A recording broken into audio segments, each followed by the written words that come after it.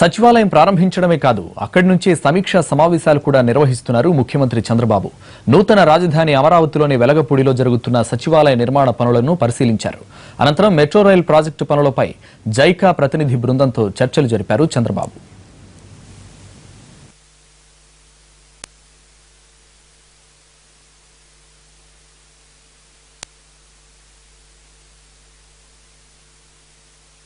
మధ్యాహ్నం డైరెక్టర్ ఉన్నారు కదా లేడీ, ఆమె కూడా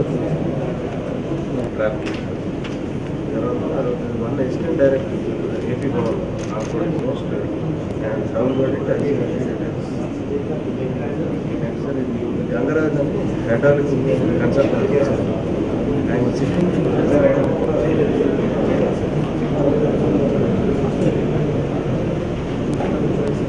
ఆయన జస్టిస్ భవానీ ప్రసాద్ని మళ్ళీ వాటిని తీసుకుని చేస్తారు.